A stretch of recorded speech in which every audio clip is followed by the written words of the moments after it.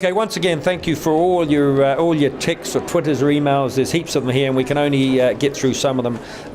Patrick Brady has an interesting one. Has your visa not expired yet? And I think that's very cruel on George, Patrick, to say that. He's not here to defend himself. I'm sure he still has a visa. As far as I'm concerned, that might be a different issue. But the captaincy situation, Daniel O'Shea, what is my opinion on the Irish captaincy? George might see it differently. I think personally this is not a slight in any way on Jamie Heaslip. I think that he could well develop into a fine captain. He's certainly doing all the right things in the first couple of weeks. The media seem to like him. He's speaking well. He's getting on well with all the other captains in the team.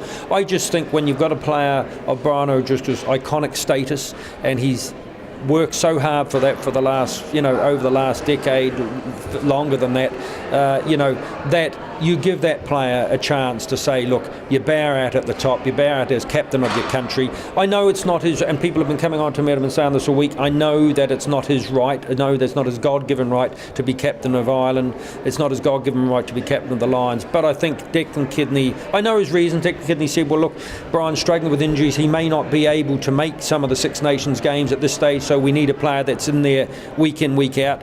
I just think he could have waited possibly a bit longer and said, Brian, do you think you're going to be available? Do you think this is possibly your last Six Nations? And if Brian had answered yes to those questions and said, well look, I think you're the man to lead us, Custer's last one stand, do it for the kipper sort of thing. I think all players in this Irish team and all the supporters would love to have seen Brian O'Driscoll go out on a high note, and sadly that's not going to happen for one of Ireland's greatest players and one of the world's greatest players. So not a slight against Jamie Heaslip. I'm sure he'll be a great captain and I'm sure he'll do a wonderful job, but I just think, hey, one more year in Brian O'Driscoll would have been great, and that's just a personal opinion. I suppose Declan Kidney, what would be a good result for him as far as a coach, and what would be a bad result for him as a coach? I think that this game is vital for Declan Kidney. I think that if Ireland can get off to a good start, beat Wales, then they can have a real cut off England, bit of momentum, bit of confidence going into England, maybe turn England over. Suddenly then, if you're looking at the beatables, and I don't know that Scotland couldn't be the dark horses this year. I'm not saying they're going to win that many matches, but they're going to be a banana skin for some big sides, and it could start as early as them in the Calcutta Cup on Saturday. But I just think that Ireland gets off to a good start, beats Wales, maybe takes one of either France or England and win the other game. Yeah, they could finish right up there. Lose on Saturday, and suddenly I think you're going into a kind of a bargain bin basement where you're going to have to struggle against teams like Italy and Scotland, that France and England will come to town looking for the scalps of Ireland. And I think Declan Kidney really needs a successful season.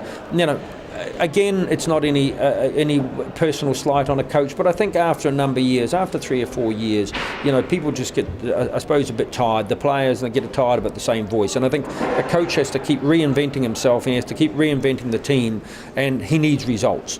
The thing about it is who replaces him. I mean, now you've got a situation where, do I think the next Irish coach is going to be Irish? Possibly not. I mean, the two people that stick out, I suppose, one definitely is a panellist, Conor O'Shea. I mean, he would be the ideal guy. You've got Mark McCall doing great things. I think Michael Bradley last year, stock has fallen a bit this year, but it's really looking with all the provinces next year, with Pat Lam being coached by foreigners and yes, New Zealanders, then is the next Irish coach after Declan Kidney going to be a foreigner? That's probably going to be the big talking point. But I suppose, quickly summing up how I think Ireland are going to get on, I think they're going to win. I know luckily George is not here because I'm thinking, they're going to lose. But I think it's going to be tough. I think you're going to see a real contrast in styles. If you're Wales, you're going to try to get to the rucks quickly and move the ball quickly, get into their big back line so they can run over the likes of Gilroy, North and that, and they'll really take it with ball in hand. In effect, if you're not a rugby anorak, in a sense, the Welsh backs are their forwards. That's the way they'll play. So Warburton, and that'll be structured to get their a lighter weight pack, to get there, move the ball quickly, break it up.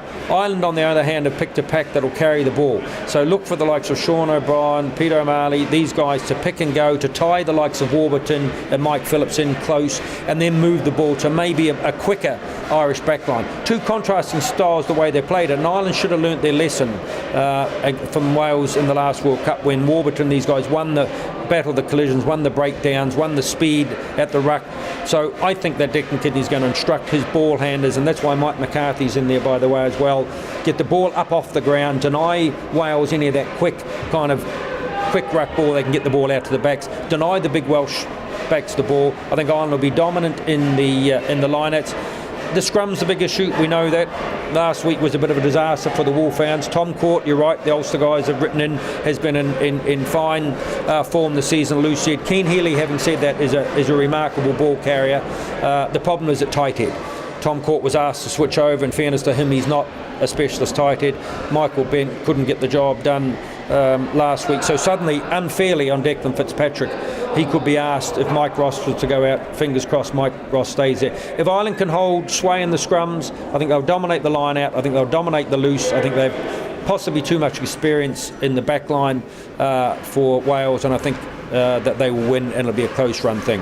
And then bring on the English, because I think, buoyed up with that win, get all the players through injury free. There's a few players coming back now. There's strength and depth. We've talked about a number of selections. Have a real crack off England, who I think they are better than they are, to be honest. Then you're off for a great season, and who knows? Lose, and it's the crying game next week, I'm afraid. But thank you everybody much, and next time I hope to have the Hookster with us.